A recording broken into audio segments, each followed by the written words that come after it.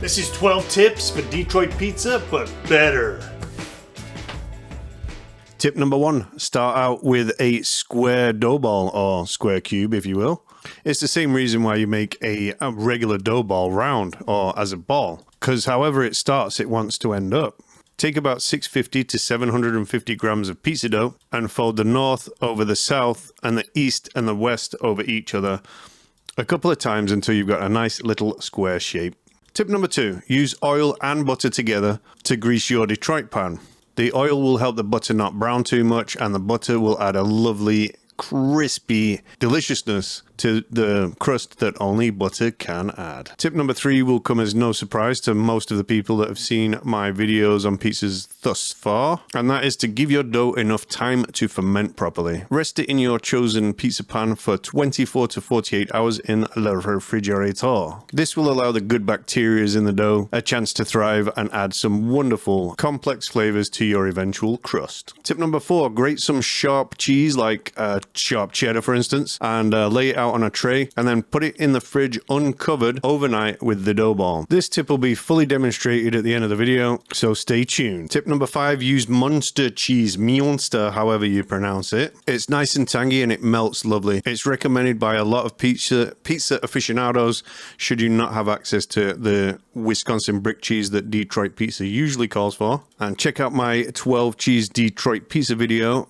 if you want to dive deeper into that aspect of Detroit pizza. And tip number 6, cube the cheese rather than grate it. The pizza is going to be in the oven for an extended period of time, and the cubes will allow the cheese to melt a little bit better. Here you'll see I'm mixing equal parts mozzarella and Munster together. This will go in the middle of the pizza and sharp cheddar will go around the edges.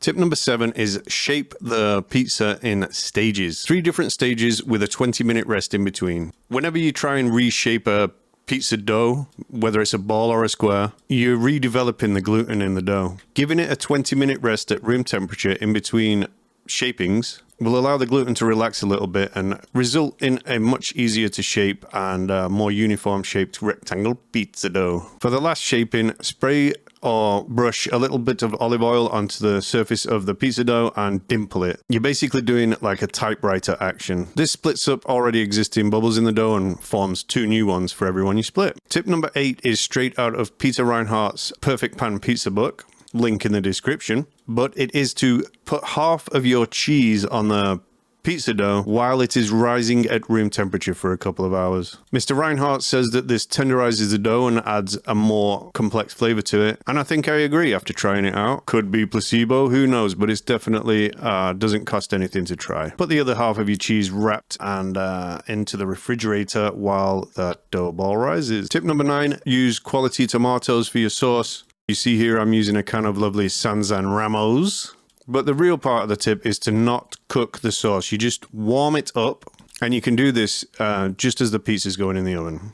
The rest of this tip will be demonstrated at the end of the video. Also, tip number 10, find some lovely natural casing pepperoni. Detroit pizza is thick and all about texture, and it only makes sense that the pepperoni matches. Here I'm also supplementing that with some lovely sliced uncured pepperoni, but the tip still stands for any other topping really. Just you can use big thick chunky toppings on a Detroit pizza because it's a big thick chunky pizza. Tip number 11 is to par-bake your pizza with just the half of your cheese, with the other half of the cheese and your other toppings going on after it has been in the oven for about 8 minutes. Detroit pizza spends quite a lot of time in the oven and you don't want all of your toppings to be annihilated. Having some extra unmelted cheese and uncooked toppings means that everything won't come out like one big black rectangle, like I see a lot of Detroit pizzas on YouTube. Now it's ready to complete that 3rd tip. The grated dried out cheese will go on after the pizza's been in for a further 8 or so minutes, allowed to come out to cool a little bit, and then dispensed around the perimeter of the pizza pan with a concentration in the corners.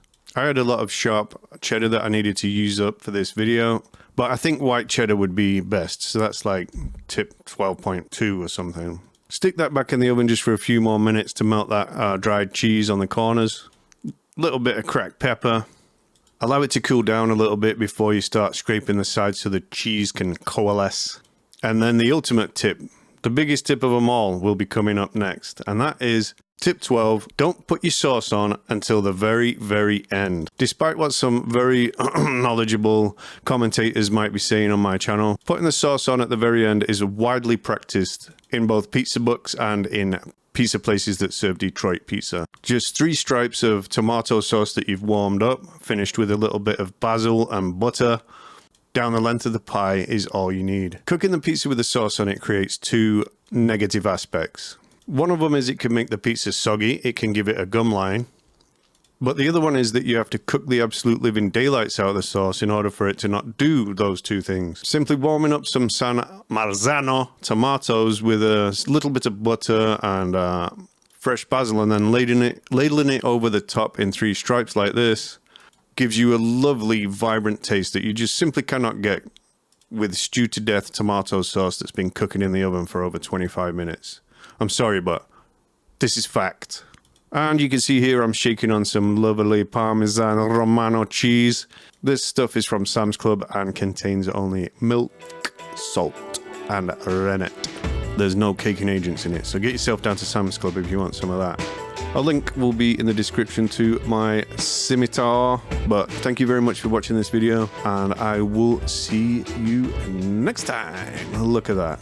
If you're already a subscriber or you choose to subscribe today, please hit the bell so that you know when one of my videos get posted, because at this stage in my YouTube career, YouTube isn't too fond of showing my videos, but thanks if you do.